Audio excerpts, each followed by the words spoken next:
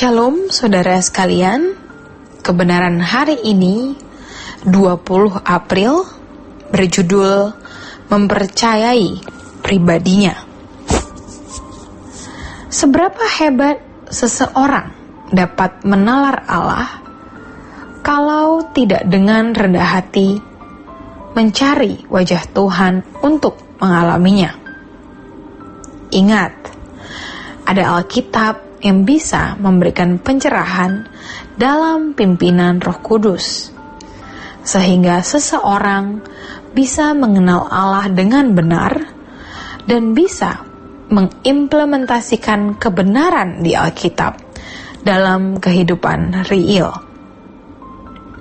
Jadi, kita yang tidak pernah duduk di bangku STT atau seminari, jangan merasa bahwa kita tidak akan pernah mengenal Allah dengan benar.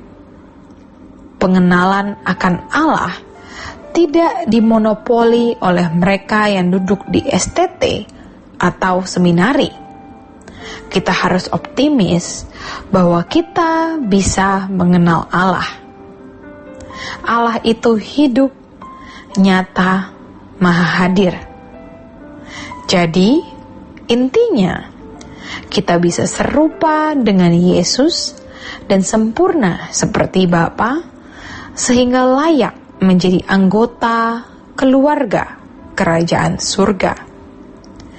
Namun, kita harus menyediakan diri untuk mengenal Allah, karena ini satu-satunya tujuan hidup kita menjadi orang percaya. Menyediakan waktu untuk mengenal Allah, tentunya melalui membaca Alkitab, berdoa, dan memperhatikan setiap peristiwa yang terjadi dalam hidup. Karena melalui hal itu, Tuhan mau berbicara. Sekarang, kita mesti sudah serius menemukan Tuhan.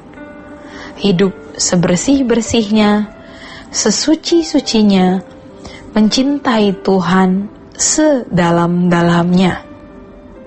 Kalau kita benar-benar rindu mengalami Allah, kita pasti menemukan Dia. Setelah mempelajari definisi iman yang pertama lewat pengalaman hidup, maka kita masuk dalam definisi iman yang kedua, mengenal Allah dan mempercayai pribadinya. Karena inilah yang menentukan relasi atau hubungan antara individu dengan Allah. Firman Tuhan mengatakan dalam Hosea 4 ayat yang ke-6, umatku binasa karena tidak mengenal aku. Bagi kita, Allah bisa kita kenali melalui Alkitab. Dalam Alkitab, kita menemukan jejak-jejak Tuhan, di mana kita bisa mengenali sifat, hakikat, dan karakternya. Tentu, kita bisa mengerti isi Alkitab dengan pimpinan Roh Kudus, dan jika kita tidak mencintai dunia. Lukas 16 ayat yang 11 mengatakan, jadi, jikalau kamu tidak setia dalam hal mamon yang tidak jujur, siapakah yang akan mempercayakan kepadamu harta yang sesungguhnya? Kita harus dalam pimpinan Roh Kudus dan hidup dalam kesucian, maka baru pikiran kita dibuka. Pengalaman langsung dengan Allah dari pengalaman tokoh-tokoh iman, itulah yang ditulis Alkitab dan yang menjadi dasar dan acuan iman kita. Apa yang bisa kita teladani dari tokoh-tokoh iman, kekasih-kekasih Allah, sahabat-sahabat Allah itu? Pengalaman hidup mereka. Memang kasus-kasus yang kita hadapi tidak sama, tetapi intinya pelajaran rohani yang terkandung di dalam peristiwa-peristiwa itu bisa kita serap dan kita alami. Bukan di logika semata, melainkan harus dialami. Orang yang hanya belajar teori mengenai Allah dari Alkitab, dari buku-buku, atau pendidikan formal, mereka itu seperti orang yang belajar bengkel atau mesin, tetapi hanya belajar di ruangan kursus, tidak pernah praktek. Maka kita harus memiliki usaha atau perjuangan yang sungguh-sungguh untuk menghadirkan Allah yang ditulis Alkitab itu, mengupdate Allah dalam hidup kita. Bagaimana Allahnya Abraham, Ishak, dan Yakub, Allahnya Musa, Allahnya Daniel, Allah kita yang hadir dalam hidup ini. Sekarang kita harus membangun teologi yang berbasis pada penerapan konkret kehidupan. Jangan hanya berbasis pada buku-buku yang ditulis. Sayangnya, banyak teologi yang lebih pada olah nalar dan tidak memiliki indikasi konkret dalam kehidupan ini. Indikasi untuk mengarah pada penerapannya. Ini yang membuat teologi semakin jauh dari realitas hidup.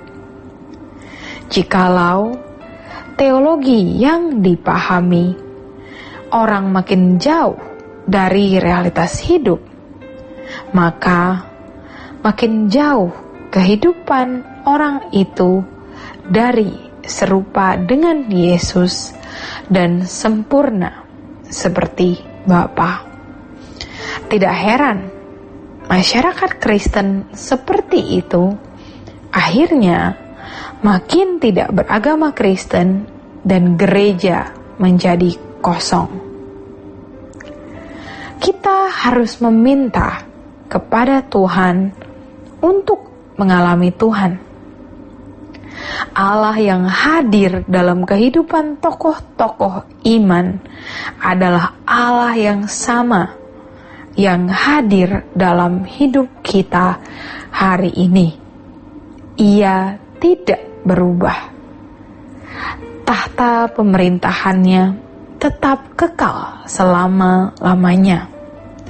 Ia memerintah aktif dari dulu, sekarang, sampai selama-lamanya.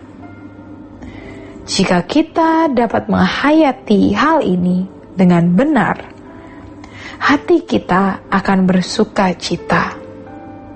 Lalu, kita begitu berani menghadapi hidup, begitu kuat, begitu kokoh menghadapi keadaan yang sulit bagaimanapun. Kita menghadapi keadaan seperti benang kusut yang tidak tahu bagaimana menguraikannya.